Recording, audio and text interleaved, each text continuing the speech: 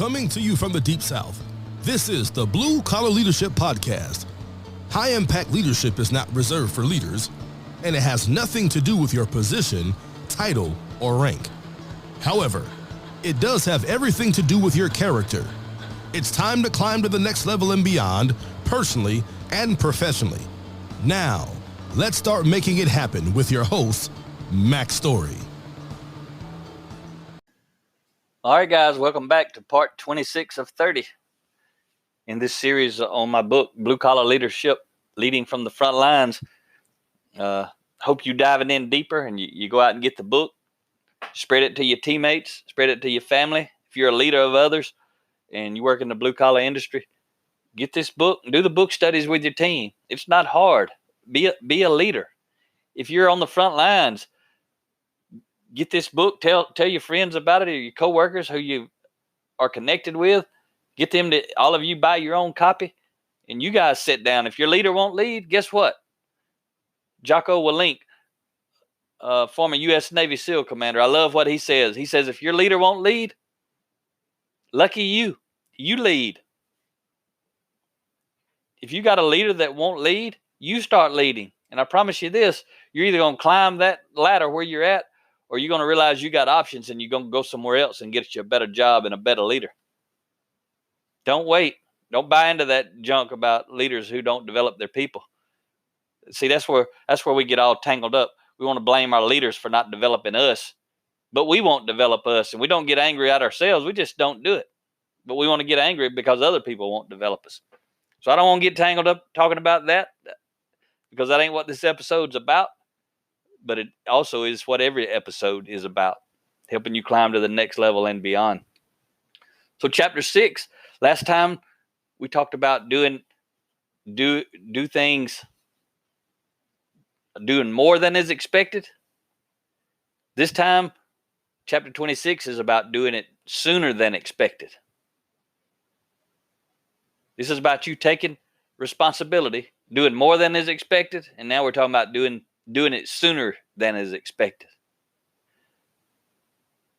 See, doing it sooner increases your influence, and doing it later decreases your influence. And that's sooner than expected or later than expected. Think about it if you got children. It's the same way. It's a principle. If your children do things sooner than expected, their influence increases with you. If they do things later than expected or never, their influence decreases. So I'll share this Jewish proverb with you. It says, the wise does it once, what the fool does it last. So be wise, don't be foolish. Do it sooner than expected. Everybody listen to this podcast right now. In your personal life, there's something you should have already done.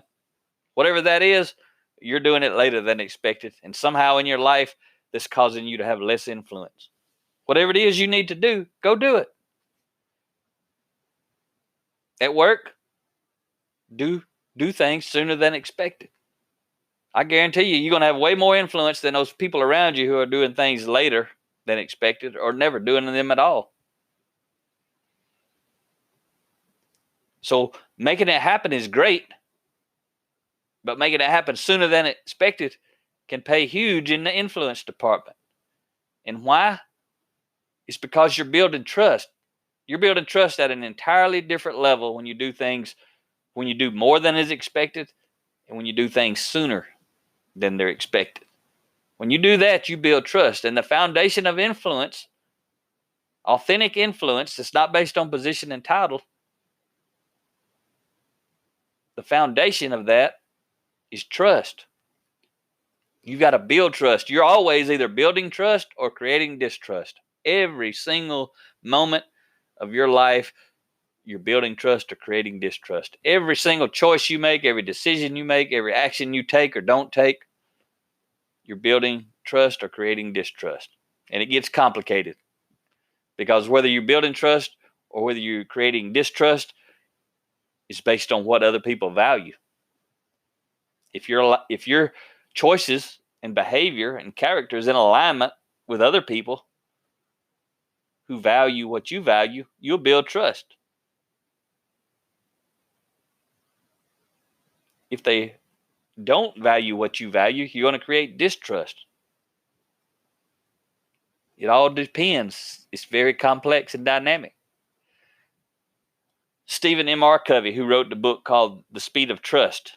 And Stephen M. R. Covey is actually Stephen R. Covey's son. Stephen R. Covey wrote The 7 Habits and The 8th Habit and some other books. But his son, Stephen M. R. Covey, wrote, it's my third favorite book of all time. Number 1 book is 7 Habits of Highly Effective People by Stephen R. Covey.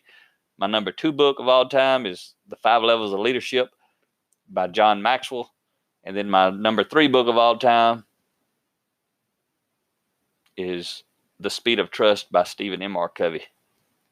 And Stephen M. R. Covey says, the beauty of trust is that it erases worry and frees you to get on with other matters. Trust means confidence. So when you're doing things sooner than expected and you're doing more than expected, that's 2 ways, on top of the other thousands of things that you could do. Get intentional. All this stuff is about being intentional on purpose.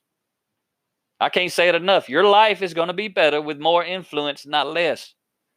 Lead yourself well. Do it intentionally. The front line is a perfect place to build trust and gain influence using the principle of doing it sooner than expected, because you don't need a position. Frontline, entry-level people, you don't have to have a position to do things sooner than expected. You just have to do it. All you need is a desire to excel. All you need is a desire to give the extra effort required and to understand the impact it will have on your relationship with the boss or any other leaders, especially high-impact leaders. Remember, I use the term boss because that's just a common word in the blue-collar world, but I can't stand the word. I hate boss. Boss implies somebody telling you what to do. That's not leadership. And unfortunately, in the blue-collar world, a lot of people report to bosses who want to tell them what to do. They don't report to high-impact leaders. I'm not teaching you to be a boss. I'm teaching you to let's change that world, and you, whatever level you're at, become a high-impact leader. You don't need a position.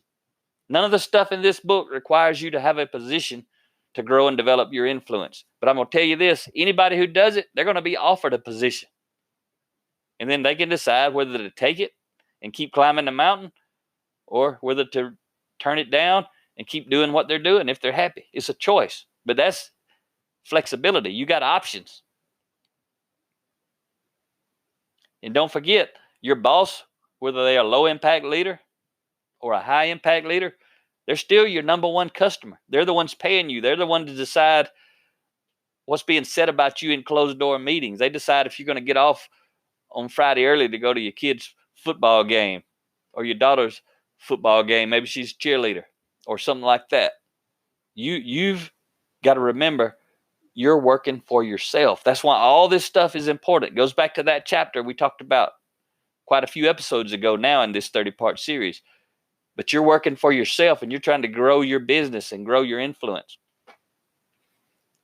And here's some truth. When someone doesn't trust you, it's not their fault, it's your fault.